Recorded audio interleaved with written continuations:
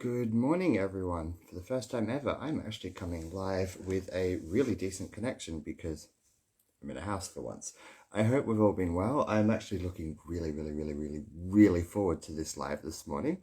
I'm going to wait for a few of you to get into the room, but I'm going live with the amazing Wick Arts, a beautiful graphic designer who I would, in my opinion, he can correct me when I'm wrong when he comes online, but I believe that what he would specialize in is completely adapting his style to the craft of the people that he actually does his commissions for. I think that's the word I'm looking for.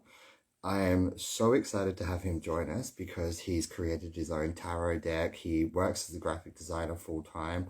I'm also curious to find out what he does in his spare time and what he does in his home country too, because I'm coming live to him, and currently where he is, it's 8 p.m. and where I am, it's 10 a.m. So with that, I'm going to wait for him to join into this live and then I'm going to let him come in. But I'm going to see if I can currently actually tag him. And if so, anyone watching should definitely have a look at his stuff because it's absolutely stunning. There we go. Now I'm just going to tag his personal profile as well for all who wish to follow him. He's incredible and we're going to meet him as soon as he joins us live.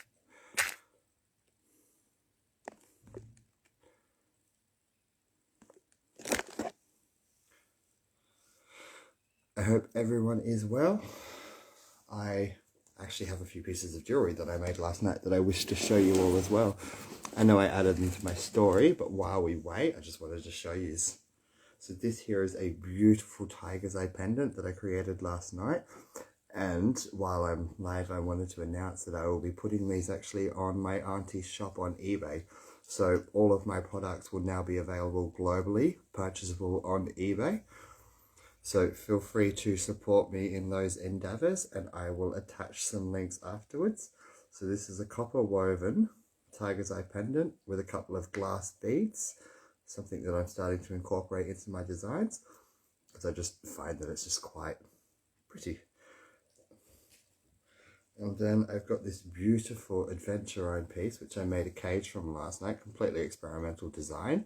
It's something that I'd like to try again.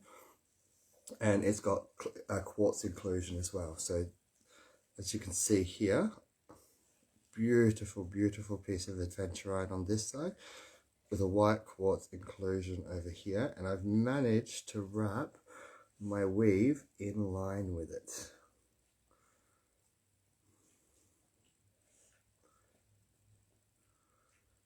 And these, as I was saying, will be available to be purchasable on eBay so that they can be purchased anywhere in Australia or anywhere globally. And I will attach links into my story after this live. And feel free to please support.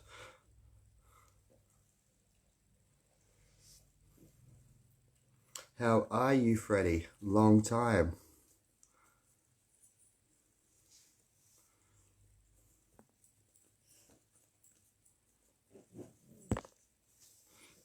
I'm just going to message him and let him know that I am live.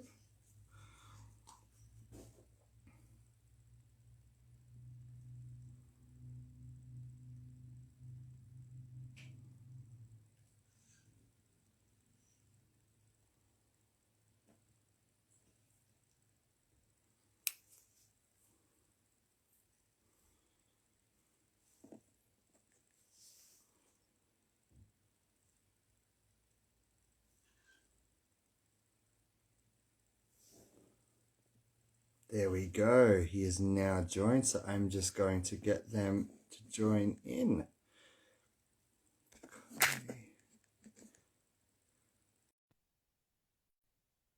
There we go. You are now invited. There we Wait a go. minute. How are we? Hello, how are you? Not too bad in yourself. I've been looking forward to this for the last multiple weeks since we arranged this. I'm quite a fan. I absolutely love your work. It is absolutely incredible. I have been following you now for over a year. I don't know if you know that or not. I I've been didn't know. following I you. don't know. Yeah, no, I I, think I followed you. I think I started following you when you had about 500 followers, and now you're in the thousands, aren't you? Correct me if I'm wrong. I believe I have 1,500, something like that. Something Yeah, not too crazy about. But not too crazy, I but you don't usually need it. don't keep track of everything. Exactly. And you don't need a big following base to be really good at what you do. What you do is absolutely incredible. I've seen people with Thank you your so much. style, and there's just something about yours. Like I find that you truly take your time to get to know your clients. And that's actually where we're going to start with our first question is how do you adapt your style and your graphic design to your clients? Well, I try my best to get the visual image that the person is trying to get from me. So I Yep. ask a bunch of questions about what theme do they want, what clothes do they want, so they can, I really get to know them, and it's very personal. And usually I tend to like keep contact with my clients because I don't know, it's such a fun way to connect with people all over the world. So Absolutely, because you've probably got clients. I know that you've definitely got clients here in Australia because you actually did one of my friends very recently. I think it was one of your most recent ones that you've just done, the Wicked Witch down in Melbourne. the Wicked I'm not Wicked Witch. Witch. Oh Nathan? my, pardon? Is it Nathan? I No, think Wicked that Witch no, no, was no. a long time Jake ago. Golding. Yes, yes, of course. Yes, he messaged me on Facebook. Right. Yeah, I believe he used the name Warlock, and that's yeah, the title they yeah. used. So that's what I had in mind. Yes. I Yeah. was mentioning the wrong name. My Um, some of my very first clients were Australian. Yes. oh really? Yes. I don't know. I'm not sure how one thing leads to the other, but I know I got a couple of clients. My very first client were some friends. Well, some people that I had on my personal account because I used to do like witchy photography with Hmm. Photoshop and stuff like that. And when I opened commissions, that person who was following me immediately commissioned me one, and then he shared my commission sheet, and I got a bunch of clients from his side. But then I started getting people from all over the world, and some of my very first were Australian. Yeah. That's absolutely incredible. What actually made you getting into designing all of this? Like, why did you choose to go into this particular field of designing? I have always loved art. I remember that when I was a little kid, I was obsessed with art, and even when I didn't have the skill to do it myself, Hmm. I make my family, especially my mom, to draw for me because I was obsessed with getting these pictures out of my head. Does that mean you Um, started with pen and paper? yes, I started with traditional art, and well, I have always drawn with pencil. Yeah. I was very afraid of trying colors until I was in college, where I had a friend who was a very talented artist who was very good with colors, and she inspired me first to try with colors and then try digital. I And love digital. Digital is so much easier. You don't throw away so much paper.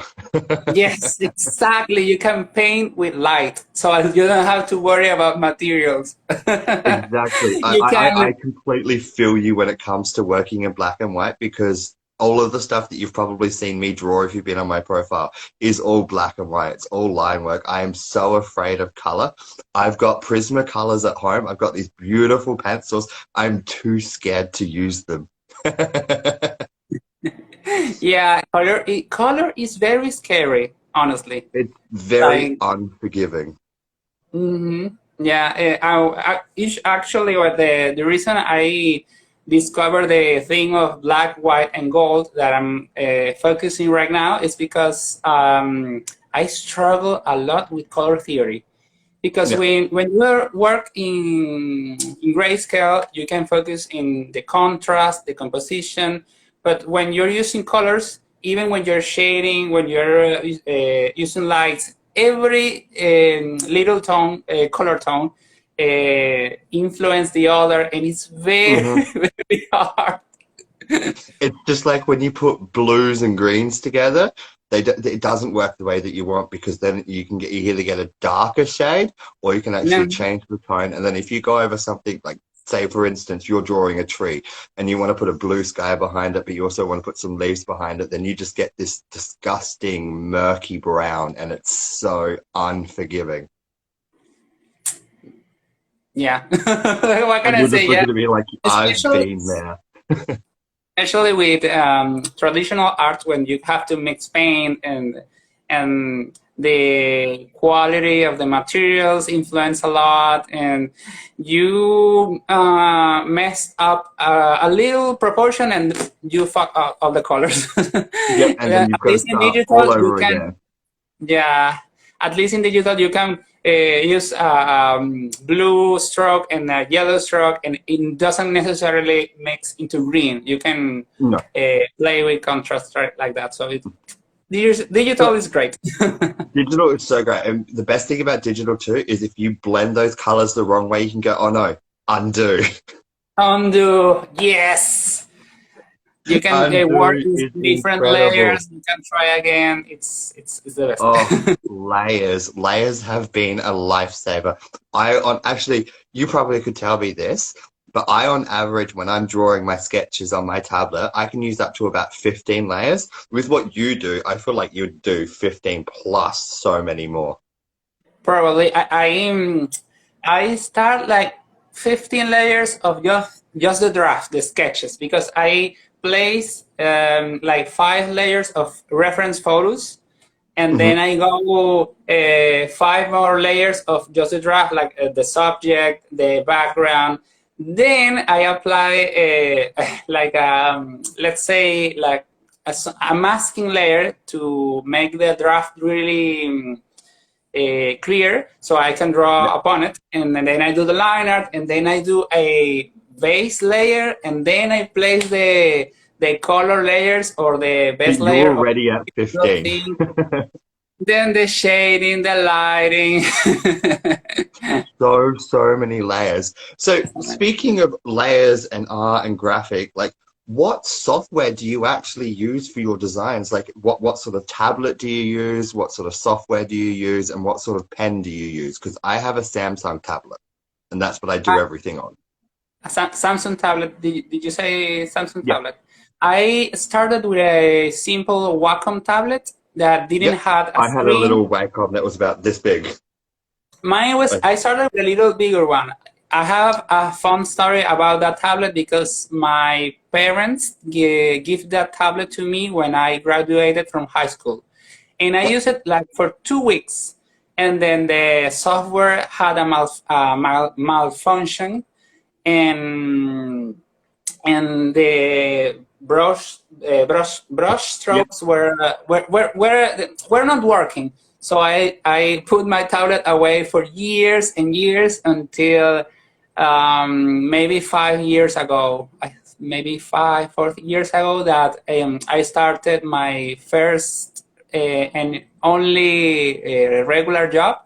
Hmm. I worked at a coffee shop as a barista with my best friend at the Oh, time. I am a qualified specialist barista. I love coffee. I went to school for it. Yeah, and my friend was so creative. He could make up a story in 15 minutes with dialogues and jokes and everything. So I figured out that I could bring back my tablet to try to illustrate some of them, and that's when Hmm. I started with Digital Official. I was like 1 maybe 2 years making that little stories, basically practicing and getting my style and that kind of stuff. Yeah.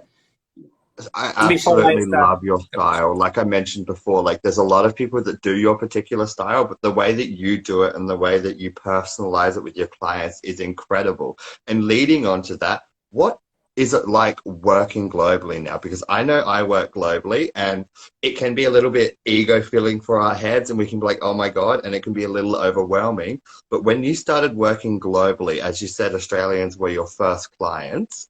How did that make you feel, and how do you incorporate working globally with the time differences? Because for me, that is very complicated. I struggle with that all the time. Yeah, I remember the first time I had speaking with people from different countries. I remember one of the very first was an Australian friend who he was following me because of my pictures and my videos and kind of stuff. And that's when I realized that people in Australia are one day above Yeah, we're in the future. us, and it's like 14 hours. It was very confusing. I do know that when I'm talking with someone from Australia, I have to bring my calculator and think if I'm messaging in a proper time, proper hours, because Hmm. I usually text from nighttime and there is morning. So I usually Yeah, don't message in a inappropriate hour, but I usually just message people and say, hey, if you are in a if you are hearing this at 3 a.m., I'm so sorry, but here is 10 p.m. or something like that. hmm. And it was not. I wouldn't say that it was too much for my ego because I started in a very bad place. I basically started commissions because my family was not having enough money to eat. Yeah, I was the only income in my house in the coffee shop, and it wasn't enough. And so when all these people around the world started to supporting me, I was like, oh my God, this is the best blessing magic spell I have ever done. I was honestly very grateful. So um, that's you, incredible to hear because it's so good when you finally get those people and you don't realize, like, I mm, am a massive fan of your work and you don't realize that when you start reaching out to your community, how many people actually really love what you do. Like the couple that I live the other week before I lost my voice and got sick and had to put it on hold for a little bit, which was absolutely horrible. I didn't realize that I was such an inspiration for them because of how that they live. And it was just like, wow, people really like me. And that in itself is incredible. Going on to that, talking about your family, how is it being the sole income provider? Like, how is it helping your family? Like, that would be remarkable to be able to use your job, your hobby, and your passion to help support your family who helps support you. that was a roller coaster because my dad used to be the only income for Hmm. many years, and then he have to um, how do you say when you become very old and then you leave out from your Retire? job? Retire, exactly. And he had to retire, and I started working in the coffee shop. My mom did not like the idea because she wanted me to graduate from something and work a real job, something like that. And so it was a struggle, but that Is coffee coffee shop not a real job was, over there? excuse me? Is coffee not a real job over there? No, well, my mom, she's complicated. She had Yeah. my parents had like a very specific vision of how our lives were supposed to be, and that did not fit there. Yeah. She thought that I was going to be doing minimal wage, and she thought that the thing that was best for us is for me to go to the same company of my dad, but I didn't graduate for something like that. But my coffee shop, that coffee shop was one of the best paying jobs on my city at that time.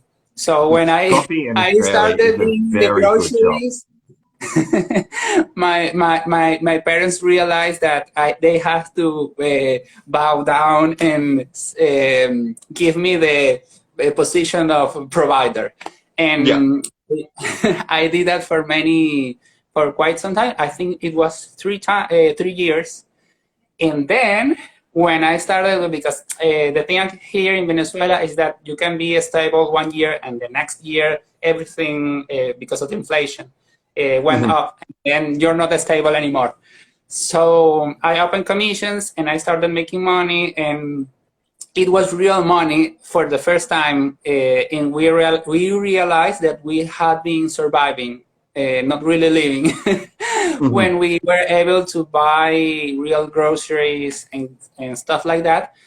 And I don't know, it was great that I was able to provide for my family, especially because I started at the start of the quarantine. So it was a lifesaver. That's actually when I also started working more for myself too, and actually opening up my business because I'm like, I'm not working. I'm not paying the bills. What do I do? I'm going Exactly. to use my hobby. And my Yeah. hobby has paid so well. Like I made these gorgeous pieces last night. Ah, that's so beautiful. What crystal is that? So that is adventurine with quartz Adventure. inclusions, Every which time is I great see a for green focus. stone, I think about aventurine. But Yeah. I don't know if I get it right. Yeah, that you got it completely right. And then I made this beautiful tiger's eye one. I love the shape of that one. It's very me. Thank you. Yeah. Okay. So next question. We're talking about art. We're talking about going into COVID and that. Let's talk about your deck of tarot. I am Okay. so excited. Like, when did it start? How long did it take you? How did you make it? Like, let's tell everyone. Oh my God, I'm excited. How much time do you have? Because it's a long story. I have as long as needed. I don't put a time limit on these. The lives go for an hour, and if we have to go back live again, then we just go to part two and part three and part four if need be. Sounds great. Okay. I remember that a long time ago I wanted to learn tarot, Yep. but I'm a very visual person, and I really did not connect with the Rider Waite tarot. I don't know. I really didn't connect with the visuals of that. Nah, All I the don't either. That's why I've got these. Exactly. I wanted a pretty tarot, and I decided I was going to make my own tarot. And I made it on paper, on hard paper. I made all the cards, and it took me a very long time. I actually think I didn't exactly complete them. I made Mhm. the all the cards, but the Yep. backside, some of them don't have it. So I made that, and that's where I learned to read tarot. Well, learn at the very beginner Everybody reads stage. tarot. At being a gypsy, like I could tell you that there are so many different ways to read the cards. And the Mhm. way that I read my cards, everyone's like, "You don't use a spread." And I'm like, "Nope. You don't even tell us what the cards mean, and that's not what the cards mean." And I'm like, "That's because the cards don't mean what the cards mean." That's my preferred method. When I start placing them, and I interpret the story that they are telling me, that kind of stuff. Hmm. So I made that first deck, and I am very undecisive because I always want to level up. So eventually I grew out of the style of the cards I made. I made Yep. them with pen and pencil, and I wanted to add color to them. And I started another one, and I did like 4 cards, and then I gave up. Fast forward, now I'm working with digital art. I don't know exactly why I decided I wanted to make a digital tarot. I remember there was a client that wanted to commission me a tarot deck, Hmm. but it was a huge project. So I honestly didn't know how to charge him. So we could never do it. So I had the idea, and one day I say I will, and I started making them. I believe it was the year 2021. I started in 2020. It took me 1 year to make the major arcana. I made them with colors. The theme was like mythological, elvish kind of vibe, and the first mistake I made was that I was working on that in my free time, which was not very often, while I working on commissions and kind of stuff. Because when I just started, I was on high demand, and I was working day and I can night. imagine your style is absolutely beautiful. Like, I can't say it enough. I love it. One day when I have the money, I will commission one myself. Amen to that. I'm available, so whenever you are able to. I just need to get on my feet first.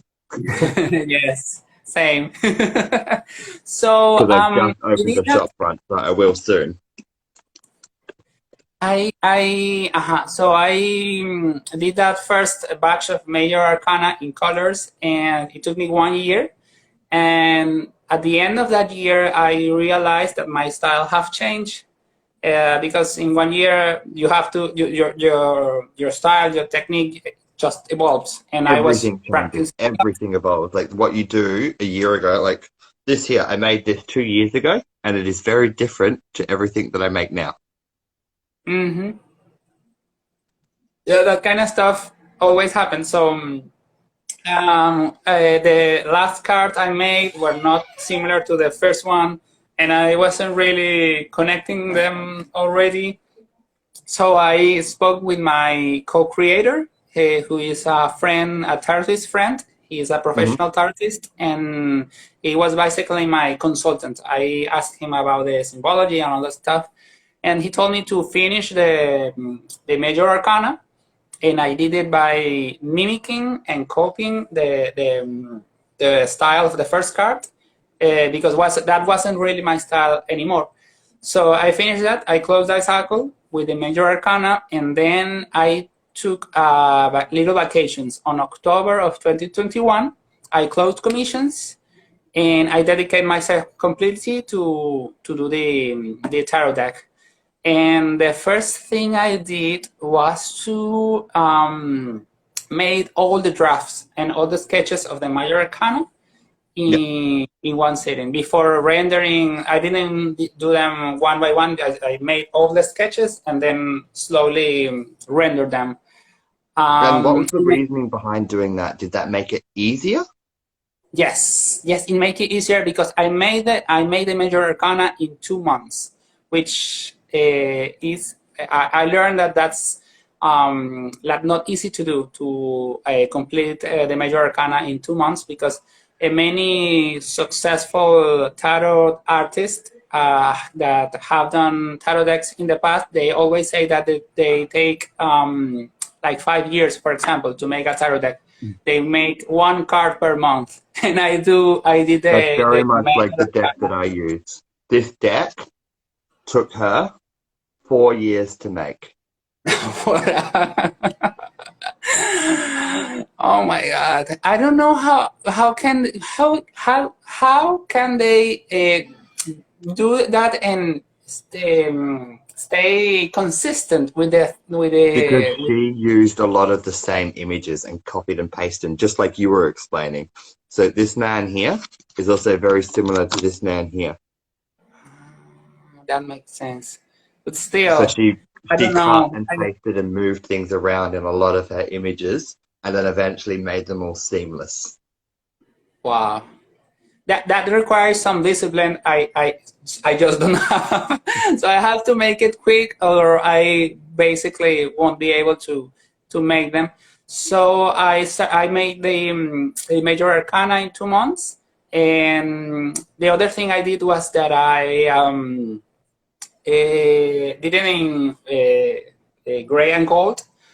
Because I just discovered that style, and I loved it so much. I started having those ideas about the gray and gold, and I focused on keeping it simple, because with my my first attempt, I tried to reinvent the concept of the magician and reinvent the concept of every card. And in this one, I basically try to have some recognizable iconography. So I just made a magician, just made an empress, and I added my own view, but I tried to stay simple, and that obviously was far more In easier than the Australia, first that's actually very, very good saying we have. We call it KISS, and it's literally keep it simple, stupid. exactly. That's what I did with the major arcana, and then I started with the minor arcana, and I went even simpler. I tried to experiment with a lineless style, where you focus on the silhouettes and very rough brush strokes. And I was able to make the minor arcana in 1 month. I think I made one suit per week. Wow, And that's a lot of cards because there's 76 that's cards a to a lot. tarot deck, and in each suite there's 13 cards. Yes, and it was a, I guess it was a simpler style, but also with digital art, I could make like, for example, a couple of different swords, a couple of different wands, a couple of different pentacles, and then I duplicate them and move them around so I could focus on the human element of that. But I didn't make them. I didn't make all the drafts. I make one suit at a time, and for that reason, when I made the first suit and then I made the last suit, like that simpler style evolved, and I have to go back and remake some of them. But I'm quite happy with the result because it was very simple, but I think it was pretty. Let me try. Well, I've seen your cards. I saw your reveal, and oh my god, I was just like, they are so pretty. Let me see if I can show you some of what I meant. Oh wow, they're actually a little bit bigger than I thought because I saw the reveal and I was just like, wow, they're quite a large card. I thought they would be bigger, but I think it's a nice size. Okay, let me try to give you a comparison. Okay, I could do I would love it. to see the devil card because the devil as a Capricorn is my representation of tarot. So that's actually what represents the Capricorn. So I would love to see that one. Let me get it real quick. I also love the devil card. Well, I have a complicated story with the devil card The because devil is so good because he's all about releasing things, addictions, toxicities, everything. It's all about control and letting go of control as well, and letting people take control. well, even when I did the very first deck in paper, here's the devil. I made I draw my X because my first deck of cards, I took people that I knew from real life to have the concept Make of it it, and I easier. drew my X. And I had keep the tradition of making something similar to him, and I always I Wow. made a tattooed man for the devil because he had a lot of tattoos. Oh, I plan to get so many more tattoos. I already have 13. So you can see this. Well, you can't see all the details, but this is far more detailed. That, for example, this is That is the still Eight absolutely of stunning. Pentacles. It's very Yeah. more, it's more simpler, but the core cards are slightly more detailed Well, too. the It core has cards always are, like using my other deck for an example. So here's the core card of the Eight of Pentacles. And then if I get a major arcana to the High Priest, much more detail. much more detail. Mm-hmm. And then we've got Death, which is stunning in this deck. So beautiful. They're always, always, always more detailed. Yes, yes, everyone's in more detail. But actually, one of my favorites, of course, the major arcana is my favorite cards.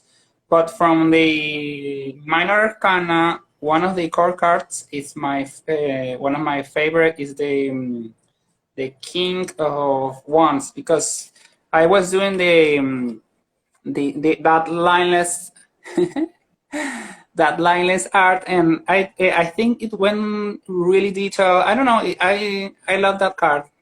I really like that card too. Very, very aesthetically pleasing. Yes.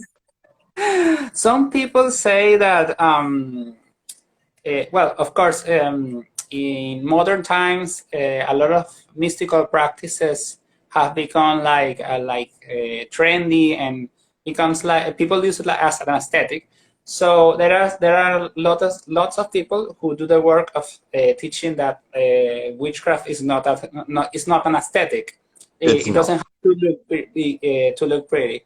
However, I'm a very It visual sells when person. it sells when it's pretty. That's where money comes Ex- in. You have to be vain in order to make money sometimes. You can't just sit there and go, well, it's not, but at the end of the day, you kind of got to go, but if I don't, I'm not going to pay the bills. And as an artist, I love my aesthetics. I don't know, it helps me. Oh, It it does. Hence why helps I've me done a connect. few half nudes. Like, not gonna lie. There's one of them on my profile of me sitting down meditating completely naked with my things in front of me. Like, you gotta do it. Like, you've got to make an impact sometimes. Yeah, yeah, it's true. Notes. I believe there was one time that I like tried to do like nude art for Patreon, but that didn't really stick up. I'm No, actually nude making. doesn't really do it, and I only did it was to make a point on the discrimination between Western psychology and Eastern psychology and how it impacts the ego. So it was more so not about being naked, but about embracing naturalism and who you are, because I am quite the naturalist. You're part of my private story, so you know what goes on in my private life a lot more than half of my followers. And there's a lot of just being yourself, and that's a lot of what this craft is about, is being yourself, not the aesthetics, not making things pretty, but being yourself, being Correct. authentic, I think, is the word we're looking for. Yeah. That was something that I remember last time I had like this spiritual awakening in the quarantine where I was starting to work, and and my life was changing, and I remember that was the thing I wanted to like focus, to being authentic, to try to Hmm. be the more faithful to myself. So yeah. Absolutely. And that actually brings me to another question that I've got for you. Obviously, walking this path, obviously, you're very spiritual and magical in your practices, and your art creates a significant case, like impact to that as well. How has that impacted your spiritual, physical, and metaphysical growth? Wow, how do you separate those three things? Because Well, I you mix can't. everything in That's my why I life. asked them all as one, because they all are the one thing. Because at the end of the day, that is what makes you who you are. So, how has your art impacted literally who you are, both physically, mentally, and spiritually? So I started, I believe that we could say that I started as an eclectic Wiccan, Yeah, hence my username and my brand name is Wickards, because I really like the aspect of the goddess, because here in where I live, everyone is very Christian-like or Catholic, and it's that always was the another father. question that we'll come back to that I wanted to ask as well. All right. But I basically felt more connected with the feminine and the goddess aspect, and but my practice was always very me. I had no classic education on it, Mhm. because I couldn't connect with a teacher. So I did a lot of experiments, and eventually I realized that what I was doing was actually or could be considered chaos magic. Yeah. I work as a Because gypsy. I work very, very, very deeply within chaos magic because everything is unpredictable. Everything has to work in symbiosis. Everything can involve, yes, I know this might be a bit traumatic for people to hear, but blood is normal. Death is normal. yeah, Bones are normal. there actually is the some of the things that is the hardest for people to like accept that it's part of nature. Hmm. And I believe that spirituality, the function of spirituality, is to help you cope or to make peace with with how the world is. So yeah, Exactly. And for acknowledging adaptability, all. full on adaptability. Hmm. So I realized that I was doing chaos magic because my relationship with the goddess was like she was her own the deity, Yeah. she wasn't necessarily the Wiccan goddess. She was my goddess. So I worked with her. I remember that the first time I realized that this was something different was when I was thinking about open commissions. I didn't even have made the post or anything. I didn't have the account. I just Yeah. said, Goddess, I need clients. And in a matter of hours, a friend of a friend who knew I do drawings commissioned me, and I was like, damn, this is it. This is my thing, the thing that I was looking all these years. Like, Mhm. what was my path? And I started working basically in. I realized that some people call it technomancy, or I call it technomancy because I use technology. I use my art and my drawings to manifest the And things I I think need in my that's life. brilliant because a lot of people are too scared to use technology. But what people forget is in technology is glass, there's silica, there's quartz. Then you've got the gold components, which are conductive, and that's energy that you can put through it. Then you've got all of the plastics and the minerals that go into that. Everything that you touch with technology is a form of conjuration, just like a wand. And the thing of the tools is that they're tools. They're special because we use it, because we connect with them, because we Mhm. believe in them. So I Exactly. And I realized that. love using technology to connect because it's so, so good and so powerful. Hmm. And that's why what I realized that it was the belief, that everything was a tool for me to get in the mindset that I could manifest or attract or make the change that I need in my life. And for a long time, that what I really need was money. Yeah. And through my art, I was able Look, we to all need change my money. Like life at the end of the entirely. day, we can say whatever we want, but we need money. Money puts food on the table and pays our bills. We can be authentic and we can be humble, but at the end of the day, guys, we have bills to pay. Commission us. I make jewelry. He makes incredible art. We need money. Like it We sounds need horrible, money. but we do need money. And if there were another way of people to support us for our art, we will take it. But the Absolutely. easiest thing is money. Hmm. And then that allows us to continue to make what we make because if we don't have the money, well, I can't buy my copper, I can't buy my gemstones, I can't buy the timber, I can't buy the leather, I can't buy everything I need. So therefore, I can't make my art. And I would have to get a boring job, a bad paying job here in my city. Hmm. And so no, I prefer my art. Thank you. Exactly. I'd have to like look, we're both Buddhists here. I'd have to go back to making coffee. And to be completely honest, I love coffee, but I don't want to go back to making coffee. It pays really well in Australia, but I don't want to do it. I love coffee, and I loved that job. Kept me fed for many years. But honestly, one of the things that I love about my life is that I do not have to wake up early in the morning to go serve stupid people. Yes, you don't have to I sit can there and go, what coffee do you want? I want a coffee.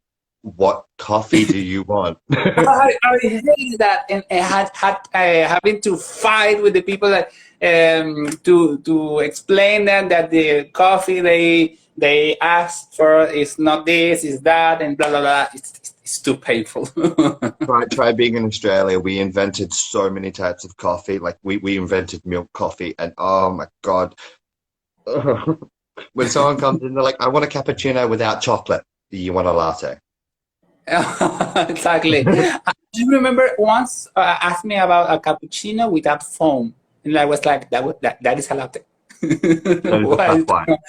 And if you try to explain that to the person, they get angry. So you have to say and make And then you just make it. uh-huh. But going back to your art and stuff like that. So obviously you work digitally and you do a lot of technomancy and a lot of chaos magic. Your pen and your stylus that you would use would technically be in a way like your wand, wouldn't it? Feel free to Yes. explain how that works for you. Well, for a long time I worked with my hands. Have you seen this show, The Magicians? Yes. That was what I was doing for a long time. I always loved the hand gestures, and I got a lot of my inspiration from media. Mm-hmm. I saw something on a movie or a TV, and I got the idea, and I can work around it in a functional, magical way, and on a ritual. And for a long time, I worked with my hands and do the hand gesture to manifest my spells at the beginning of my journey.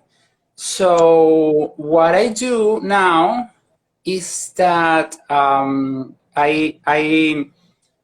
do like a meditation part of when I try to manifest. I astro project. I don't know how to explain it, but I get into this Higher state of very, consciousness. yes, this where I visualize the work I do, the energies that are moving, the results even. I do that. Then I get up and I do a series of hand gestures. I call them my witch knots, because they are like I'm weaving Energy. things like I'm nodding the spell, the intention, and then I do a drawing. After I do all that, I go and with the intention of doing it, I do a drawing. And the other day, I posted a crow drawing who was a I remember manifestation. that. And I place sigils on them. I do it like as an offering for these beings I'm working on, this energy, this intention. I do as an offering, and that's like for me that is like burning a paper or lighting a candle. That's a physical part for me. That is brilliant. So we're at 50 minutes. So what I'm going to do is I'm going to quickly cancel out of this, upload this live, and then we're going to go live again for part 2. And I'll let you think on the question that we're going to go live with. But what I want to ask is, when we go back live, is obviously being in a highly Christian country, what is it like with your work and incorporating that into what you do, and how does the general public react to you? So with that, I'm going to let you think on that. I'm going to close the live down, and then we're going to go back live in a second for part 2. Okay, see you then. Bye for now. See you in a sec. Bye.